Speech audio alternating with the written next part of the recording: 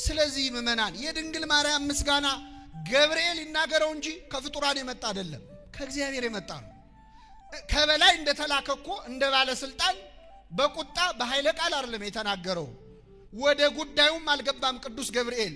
ገናናው መልአክ ቅዱስ ገብርኤል በ15 ዓመቷ ብላቴና በድንግል ማርያም ፊት ቅዱስ ገብርኤልን እኮ እናውቀዋለን።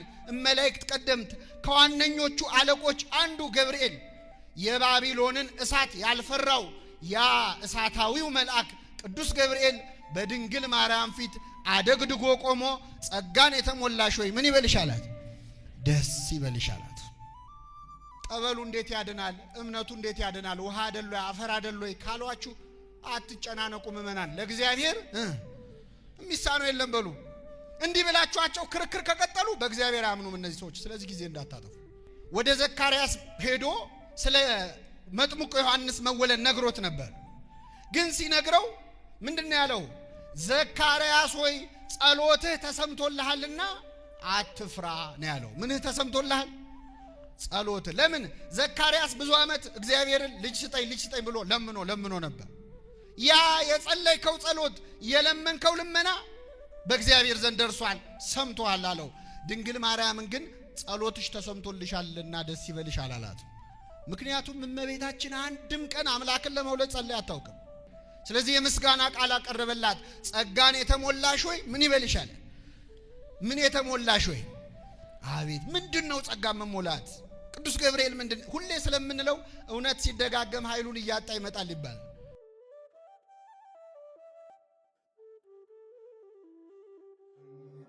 ወመንፈስ ቅዱስ አሐዱ አምላክ አሜን። ብፁዕ አባታችን አቡነ ጴጥሮስ በኢትዮጵያ ኦርቶዶክስ ተዋሕዶ ቤተክርስቲያን በሰሜን አሜሪካ የኒውዮርክና አካባቢዋ ሀገረ ስብከት ሊቀ ጳጳስ፣ ክቡር አባታችን የዚህ ታላቅ ደብር አስተዳዳሪ፣ ክቡራን አበው ሊቃውንተ ቤተክርስቲያን፣ መነኮሳት፣ መምህራን፣ ሁላችሁም አባቶች፣ እናቶች፣ ወንድሞች፣ እህቶች እንዲሁም ሕፃናት በእግዚአብሔር ሰላምታ እንደምናመሻችሁ። አሜን። ምሕረት ቸርነቱን አብዝቶ በእድሜያችን ላይ የዛሬዋን ዕለት ይህችን ሰዓት ጨምሮ በቸርነቱ ቅዱስ ቃሉን እንድንሰማ ስሙን እየጠራን እንድናመሰግነው በቤቱ የሰበሰበን የአባቶቻችን አምላክ ልዑለ ባሕርይ እግዚአብሔር ስሙ የተመሰገነ ይሁን። እንኳን ለእናታችን ለእመቤታችን ለቅድስት ድንግል ማርያም የኅዳር ጽዮን ዓመታዊ ክብረ በዓል በሰላም አደረሳችሁ አደረሰን።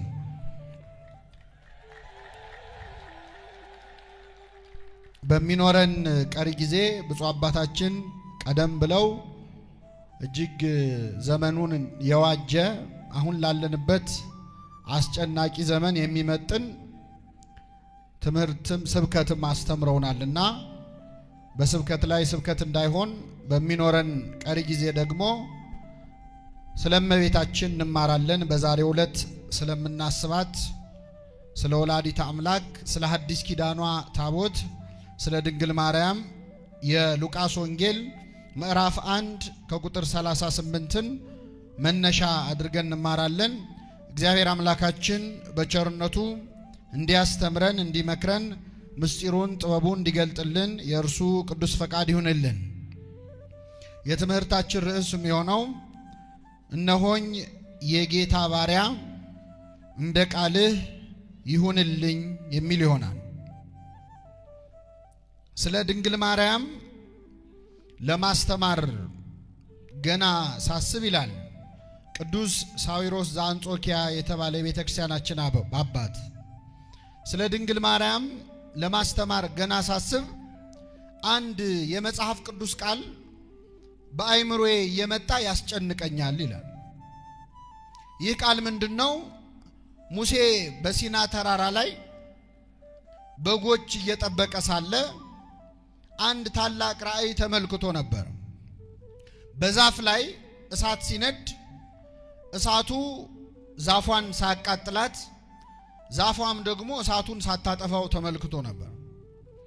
ይህን ባየ ጊዜ እንዴት አንድ ዛፍ ላይ እሳት ነዶበት ላይቃጠል ይችላል?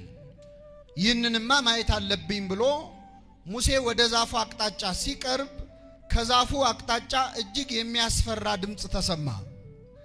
ሙሴ ሙሴ ሆይ ወደዚህ አትቅረብ፣ የቆምክባት ስፍራ የተቀደሰች ናትና በመጀመሪያ ጫማህን ከእግርህ ምን በል አውልቅ አለው።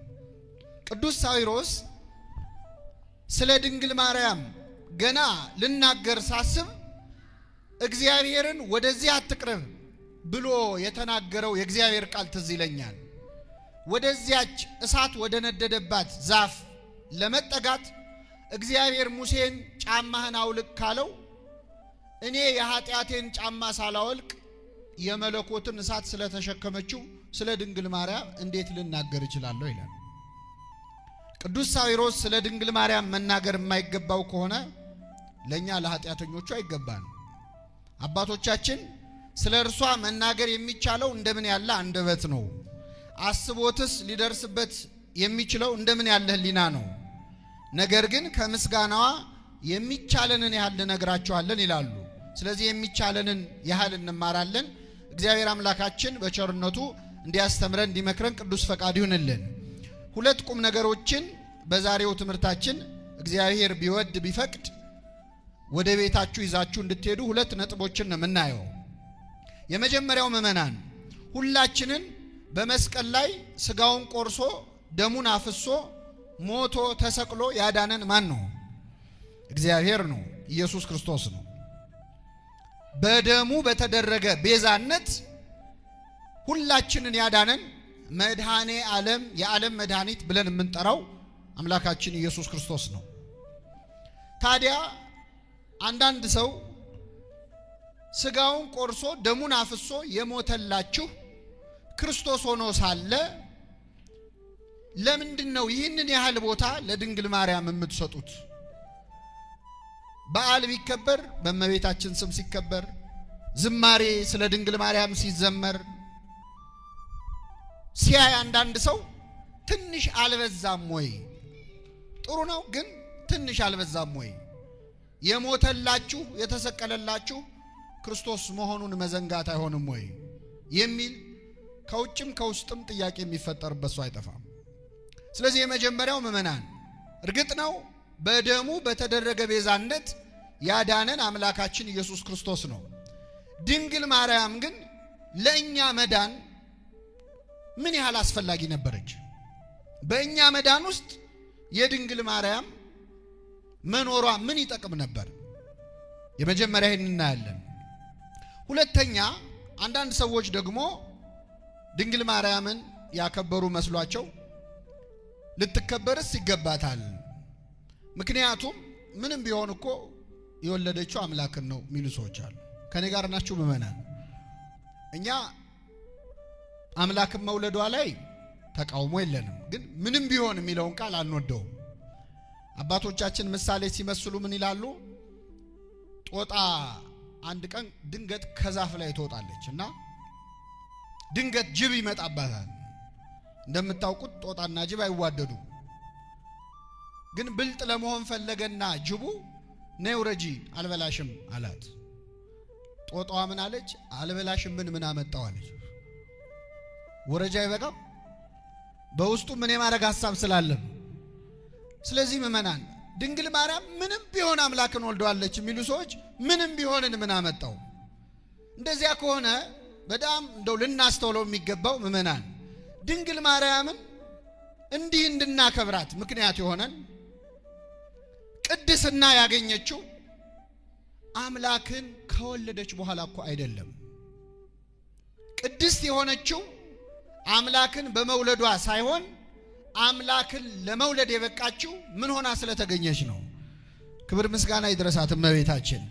እግዚአብሔር አብ አለ በሰማይ ሆኖ ተመለከተ፣ ተነፈሰ፣ አሻተተም እንዳንቺ ያለ አላገኘም፣ ያንቺን መዓዛ ወደደ፣ የሚወደውን ልጁን ወደ አንቺ ሰደደ ላከ ይላል።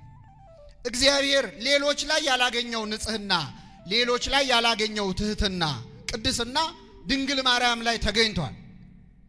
ምንድነው እግዚአብሔርን ከሌሎች አንስተ ዓለም ሁሉ መርጦ ከእርሷ እንዲወለድ ያደረገው የሚሉትን ሁለት ቁም ነገሮች እግዚአብሔር በወደደ እንማራለን። እግዚአብሔር በቸርነቱ እንዲያስተምረን ቅዱስ ፈቃዱ ይሁንልን። ስለ ድንግል ማርያም ከእውቀት የተነሳ ልንማር አንችልም። ቅዱስ ያዕቆብ ዘስሩግ የተባለ አባት ድንግል ማርያምን የተሰጣትን ክብር መግለጥ ማለት ይላል፣ አንድ ሰዓሊ ፀሐይን ለመሳል ቢፈልግ ከነ ብርሃኗና ከነ ሙቀቷ መሳል ይችላል? አይችልም። የፈለገ ጎበዝ ሰዓሊ ቢሆን ከነ ብርሃኗ ካመጣት ቀልጦ ይሞታል፣ አይችልም ራሱ። ስለዚህ ፀሐይን መሳል ይቻላል፣ ከነ ብርሃኗ ግን መሳል አይቻልም። ስለ ድንግል ማርያምም መናገር ይቻላል፣ በተሰጣት ክብር መጠን ግን መግለጥ አይቻልም። እግዚአብሔር እንደወደደው እንማራለን። እግዚአብሔር በቸርነቱ እንዲያስተምረን ቅዱስ ፈቃዱ ይሁንልን። የመጀመሪያው ምእመናን ድንግል ማርያም በእኛ መዳን ውስጥ ያላትን ድርሻ እዚሁ የሉቃስ ወንጌል ምዕራፍ 1 ላይ እናገኘዋለን። ከዚያ በፊት አንድ ጥያቄ ልጠይቃችሁ። ድንግል ማርያም አምላክን ከመጽነሷ በፊት እንደምትጸንሰው ቀድሞ ተነግሯታል ወይስ ጽንሱን አይታ ነው ያወቀችው? አቤት ማን የነገራት?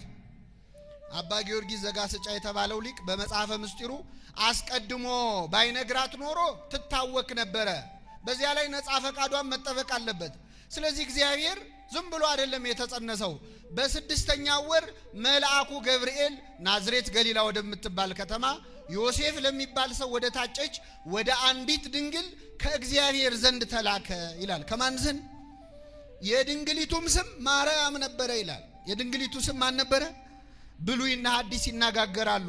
ነቢየ እግዚአብሔር ኢሳይያስ እነሆ ድንግል ትጸንሳለች ወንድ ልጅም ትወልዳለች ብሎ ነበር።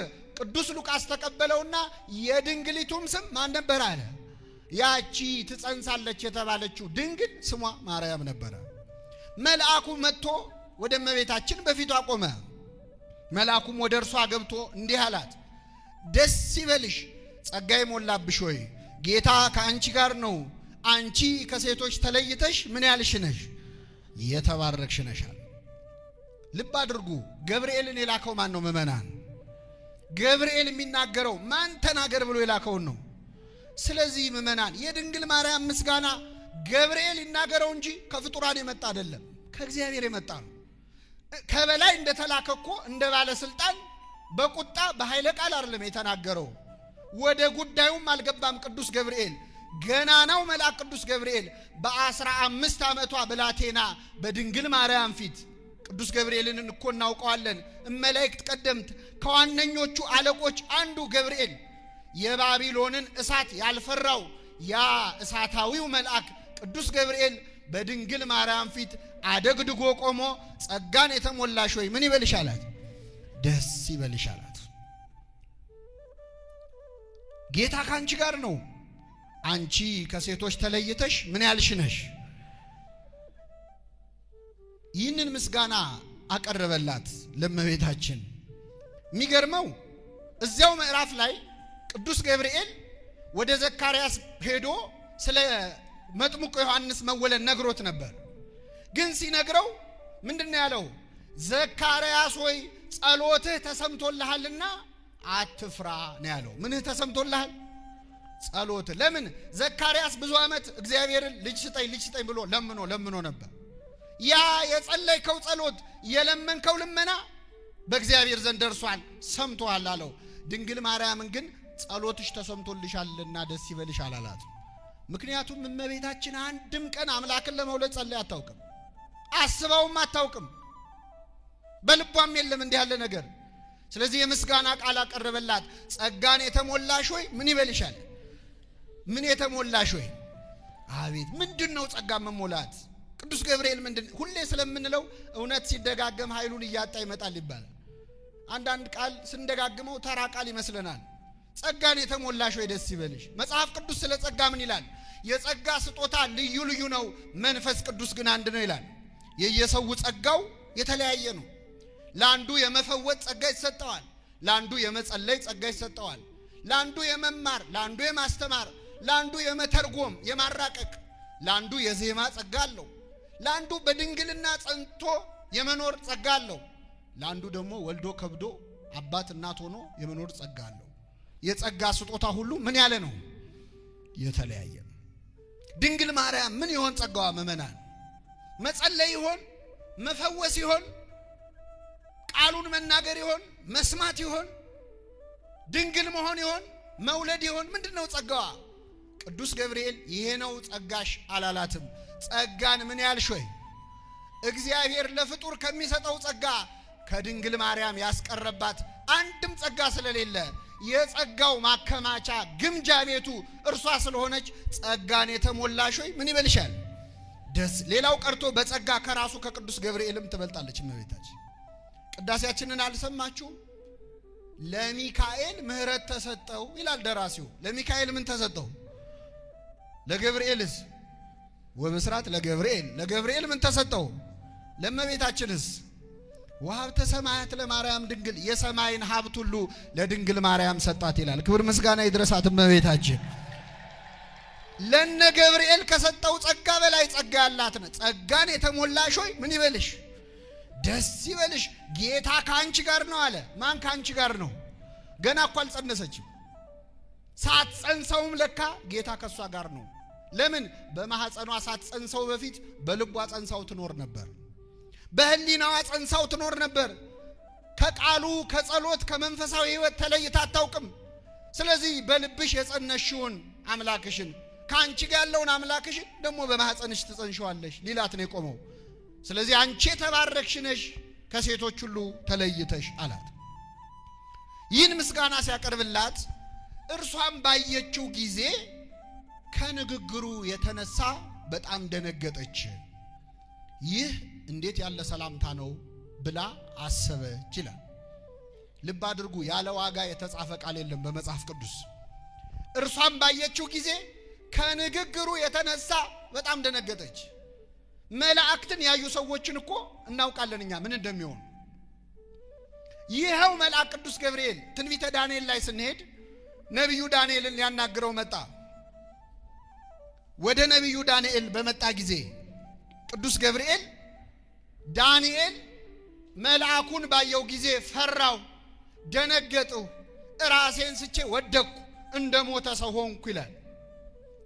መልአኩም አይዞ አትፍራ ብሎ አስነሳኝ፣ እየተንቀጠቀጥኩኝ ቆምኩ ይላል። ቅዱስ ገብርኤልን ያየ ዳንኤል ራሱን ስቶ ወደቀ ነው የሚለው። ማርያምም ገብርኤልን ባየች ጊዜ ራሷን ስታ ወደቀች የሚል አነበብን። እርሷን ባየችው ጊዜ ከምኑ የተነሳ ደነገጠች? ካነጋገሩ። ያስደነገጣት መልአኩ ነው? ቃሉ ነው? ቃሉ ነው። ለምን እመቤታችን መላእክትን አይታ ልደነግጥ አትችልም? ለምን? አቅፈው ደግፈው በክንፋቸው ያሳደጓት እነማን ናቸው? ቅዱሳን መላእክት ናቸው። እንደ ወት ቅዱስ ያሬድ አስተርአየ መልአክ ዘይኮነ ከመቀዲሙ፣ እንደ ወትሮ ያልሆነ መልአክ ታያት ይላል። ወትሮ ከምታውቀው ከፋኑኤል ሌላ ነው ያየችው ገብርኤልን። ስለዚህ መልአክ አያስደነግጣትም። የቃሉን አነጋገር አይታ ደነገጠች። ይህ እንዴት ያለ ሰላምታ ነው ብላ አሰበች ይላል። ተናገረች አይደለም። ምን አለች? አሰበች። እግዚአብሔር ያሳያችሁ። አንዳንድ ሰዎች ስለ ድንግል ማርያም በመጽሐፍ ቅዱስ እኮ ብዙ አልተጻፈም፣ እናንተን የምትናገሩት ብዙ ይላሉ። እውነት ለመናገር ብዙ ተጽፏል አይን ላለው ሰው። ግን እንበልና ምእመናን መጽሐፍ ቅዱስ ላይ ስለ ድንግል ማርያም የተጻፈው አንድ አረፍተ ነገር ብቻ ቢሆን፣ ያም አረፍተ ነገር ክርስቶስን የወለደችው ማርያም የምትባል አንዲት ድንግል ናት ብቻ የሚል ቢሆን ኖሮ እሷን ለማክበር ይበቃናል አይበቃንም? እስቲ ምን ቢጻፍ አምላክን ወለደች ከሚል በላይ ምን ሊጻፍ ይችላል? 30 ቅኔ ቢቀኙ ሐዋርያቱ ነቢያቱ ተሰልፈው ወለደችው ከማለት በላይ ምንም ክብር የለም። ግን ይገርማል፣ በመጽሐፍ ቅዱስ ድንግል ማርያም ያደረገችው ብቻ አይደለም ያሰበችው ሳይቀር ተጽፏል። ሐሳቧ ሳይቀር ተጽፏል። ይህ እንዴት ያለ ሰላምታ ነው ብላ ምን አለች? አሰበች። አንዴ እንዳይመስላችሁ ቅዱስ ሉቃስ እዚሁ የሉቃስ ወንጌል ላይ 2 ቦታ ጽፎታል። ማርያምም ይህን ነገር ሁሉ በልቧ እያሰበች ትጠብቀው ነበር። ወንጌላውያኑ ሐሳቧን ከጻፉ ታዲያ እኛ ታምሯን ብንጽፍ የሚከለክለናል? የለ። ሐሳቧ ድረስ ገብተው ጽፈዋል፣ መንፈስ ቅዱስ ገልጦላቸው። ይህ እንዴት ያለ ሰላምታ ነው ብላ አሰበች ይላል። እንዴት አይነት በእውነት የእመቤታችንን ነገር እናደንቃለን። መልአክን ያህል ነገር መጥቶ አንቺ ከሴቶች ተለይተሽ የተባረክሽ ነሽ ሲላት እንዴት ያለ ሰላምታ ነው አለች። አሁን እኛ ብንሆን ምእመናን መልአኩን ተውት፣ እንኳን መልአክ አንድ ሰው መጥቶ አንተ እኮ በጣም የተባረክህ ነህ፣ አንቺ እኮ የተባረክሽ ነሽ፣ ጥሩ ሰው ነህ፣ ደግ ነህ ቢለን ምንድነው? አይ አይገባኝም እሱስ አይደለሁም ብላችሁ ትንሽ አትግደረደሩ? እንግደረደራለን ላይ ነው። በሆዳችን ደግሞ አነሰ እንላለን። እንደው ካመሰገነኛ አይቀር ትንሽ ቢጨምርበት አትሉ? ላይላዩን ምስጋና ማንሻ እንመስላለን። ውስጣችን ምስጋና ይፈልጋል። እውነተኛ እንደውም ትሁት የሚባለው ምስጋና ሲያመሰግኑት የሚከላከል አይደለም፣ ሌሎች ሲነቅፉት መታገስ የሚችል ነው። ቅዱስ ዮሐንስ አፈወርቅ ትሁት ኃጢአተኛ ነኝ ማለት ትህትና አይደለም ይላል። አሁን አንድ ሰው እዚህ ቆሞ እኔ ኃጢአተኛ ነኝ እኔ የረከስኩ ነኝ ቢል ወይ እንዴት ያለ ትሁት ነው እንላለን። ግን እዚህ ኃጢአተኛ ነኝ ርኩስ ነኝ ያለውን ውጭ ጠብቃችሁ አንተ ርኩስ ና ብትሉት አቤት ይላል። እጁን ይሰበስባል ይጣላ። ትህትና ያፍነዋ የልብ አይደለም። የልቡና ትህትና ያድለን። እና እመቤታችን እንዴት ያለ ሰላምታ ነው! እንዲህ ያለውን የምስጋና እጅ መንሻ እንደምን እቀበለዋለሁ አለች። ትህትናዋ የውስጥ ነበረ፣ እንደ ልጇ ማለት ነው። የድንግል ማርያም መልኳ የአምላክን መልክ ይመስላል። የድንግል ማርያም ሐሳቧ እንደ አምላክ ሐሳብ ነው ይላሉ አባቶቻችን። እሱ ሲያመሰግኑት እንዴት ያለ ምስጋና ነው ብሎ ከአንዱ ከእግዚአብሔር በቀር ቸር የለም እንዳለ እናቱም ይህ እንዴት ያለ ሰላምታ ነው ብላ አሰበች። መልአኩም እንዲህ አላት፣ ማርያም ሆይ አትፍሪ፣ በእግዚአብሔር ፊት ሞገስን አግኝተሻልና አላት። በማን ፊት? ምእመናን፣ እመቤታችን ክብርን ሞገስን ያገኘችው በማን ፊት ነው? አንዳንድ ሰዎች እናንተ ኦርቶዶክሳውያን የድንግል ማርያምን ክብሯን አብዝታችሁታል ይላሉ። ክብሯን ያበዛው ማን ነው? እኛ ልንጨምረው እንችላለን? አንችልም። ፀሐይ ብንሞቃትም ባንሞቃትም ሙቀቱ አይቀንስም። ድንግል ማርያምንም ብናከብራትም ባናከብራትም ማናከብሯታል? ስሟ የተመሰገነ ይሁን እመቤታችን። አትፍሪ አለ። የኔ የመልአኩ ምስጋና ነው የሚደንቅሽ፣ የኔ የገብርኤል ሰላምታ ነው የሚገርምሽ። በእግዚአብሔር ፊት ሞገስ እኮ አግኝተሻል። የኔን ተዩ፣ የኔን ደስ ይበልሽ ማለት ከሆነ ያሳሰበሽ፣ እግዚአብሔርም እኮ ሞገስ ሰጥቶሻል፣ ባለሟልነትን አግኝተሻል። እነሆ ትጸንሻለሽ፣ ወንድ ልጅም ትወልጃለሽ፣ ስሙንም ኢየሱስ ትይዋለሽ አሉት። ኢየሱስ የሚለውን ስም ጥዑም የሆነውን ስም ለዓለም ይዞ የመጣው ሰባኪ ወንጌል መጋቤ ሐዲስ ቅዱስ ገብርኤል ነው። አንዳንድ ሰዎች ኢየሱስ የሚለውን ስም ካለማወቅ ይመስላቸዋል። እኛ እነ ቅዱስ ገብርኤል አሁን የገብርኤል በዓል ስናከብር አንዳንድ ሰዎች እንዴት ኢየሱስን ትተ ገብርኤል ታከብራ? ደግሞ ለገብርኤል ኢየሱስን ሊያስተዋውቁት ነው እንዴ? ለዓለም ኢየሱስ የሚለውን ስም ያመጣው ማን ነው? ቅዱስ ገብርኤል ነው። ሰባኪ ወንጌል መጋቤ ሐዲስ ቅዱስ ገብርኤል ነው። ስሙንም ኢየሱስ ትይዋለሽ። እንደውም አንድ ሰው ኢየሱስን ለማወቅ መጀመሪያ ገብርኤልን ማወቅ አለበት፣ አለዚያ ቤት በኩል አልፎ አገኘው ያስብላል። ስሙንም ኢየሱስ ትይዋለሽ፣ እርሱም ታላቅ ነው፣ የልዑል ልጅ ይባላል። ጌታ አምላክም የዳዊት የአባቱን ዙፋን ይሰጠዋል፣ በያዕቆብ ቤት ላይ ለዘላለሙ ይነግሳል፣ ለመንግስቱም ፍጻሜ የለውም ማለት። አሁን ልትናገር ነው። እስቲ ስሟት እመቤታችን። እስካሁን ዝም ብላ ነበር። ተናግራ ማታቀው ድንግል በልቧ እንዴት ያለ ሰላምታ ነው ብላ አስባ ነበር። ልትናገር ጀመረች። የመጀመሪያ ንግግሯ ወንድ ስለማላውቅ ይህ እንዴት ይሆናል አለች። እምኀበ አይቴ ረከብኮ ዘከመዝ ምስራተ፣ እንዲህ አይነቱን ዜና ኬት አመጣኸው? ምድር ያለ ዘር ልታበቅል ሴት ያለ ባል ልትወልድ እንዲህ ያለውን ዜና ኬት አመጣኸው ማለቷ ነው ይላሉ። ወንድ ስለማላውቅ እንዴት ይሆናል አለች። እንዴ እመቤታችን ወንድ የሚባል ባይኗ አይታ አታውቅም እንዴ? ታውቃለች። ያሳደጓት ካህናት ወንዶች ናቸው። ቅዱስ ዮሴፍ ወንድ ነው። ወንድ ስለማላውቅ እንዴት ትላለች? ልታገባ ታጭታ የለ ወይ? እንዴት ነው ይላል ሰው። ይሄን መጠየቅ አለባችሁ። አንዲት ሴት ልታገባ አንድ ወር የቀራት ሴት ወንድ ልጅ ትወልጃለሽ ተብሎ ሲነገራት ወንድ ስለማላውቅ እንዴት ይሆናል ትላለች? አትልም። የልጁ ስሙ ማን ነው ነው የምትለው አይደል? አመጋገቡ እንዴት ነው ነው የምትለው እንደ ሶምሶን እናት። እመቤታችን ግን አግብቶ ወልዶ የመኖር ሐሳብ በልቧ ውስጥ አልነበረም። መልአክ መጥቶ ልብ አድርጉ እየነገራት ያለው እኮ ተራ ሰው ትወልጃለሽ ብሎ አይደለም። የልዑል ልጅ ይባላል። ጌታ አምላክም የዳዊት የአባቱን ዙፋን ምን ይለዋል? በያዕቆብ ቤት ላይ ለዘላለሙ ይነግሳል።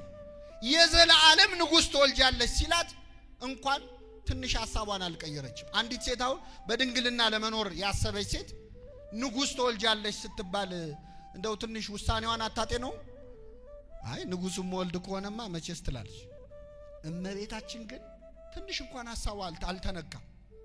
ወንድ ስለማላውቅ እንዴት ይሆናል አለች። እንኳን አንዳንድ ደፋር ሰዎች እንደሚሉት ድንግል ማርያም ብዙ ልጆች ወልዳለች የሚሉ ሰዎች አሉ። አልበቃት ብሎ ማለት ነው ክርስቶስን ያህል ልጅ ያላት ድንግል ማርያም ሌላ ወልዳለች ማለት አልበቃ ብሎ ነው። እሱ ሌላ ምን የሚያስጨምር ነገር አለ? ግን እውነት እመቤታችን እንኳን አንዳንድ ሰው እንደሚለው ተራ ሰው ለመውለድ ብላ ድንግልናዋን ልታጣ ይቅርና አምላክንም ትወልጃለች ስትባል የድንግልናዬስ ነገር ብላ ጠይቃለች። ደስ የሚል ነገር ልነግራችሁ ነው።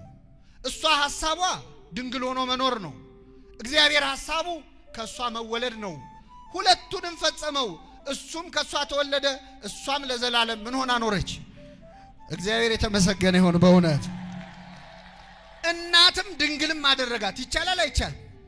እሱ አምላክም ሰውም ሆኖ የለ አብ የልጁ ምልክት አደረገች ይላል ቅዱስ ኤፍሬም ሶርያዊ። እሱ አምላክም ሰውም እንደሆነ እናቱን ድንግልም እናትም አደረጋት። ቅዱስ ገብርኤልን ጠየቀችው፣ ወንድ ስለማላውቅ እንዴት ይሆናል? ይሄ ጥያቄ እንዴት የበሰለ ጥያቄ ነው!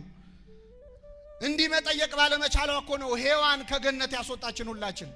እመቤታችን ለገብርኤል የጠየቀቻቸውን ጥያቄዎች ሔዋን ለእባብ ብትጠይቀው ኖሮ የሰው ልጅ ከገነት አይወጣም ነበር።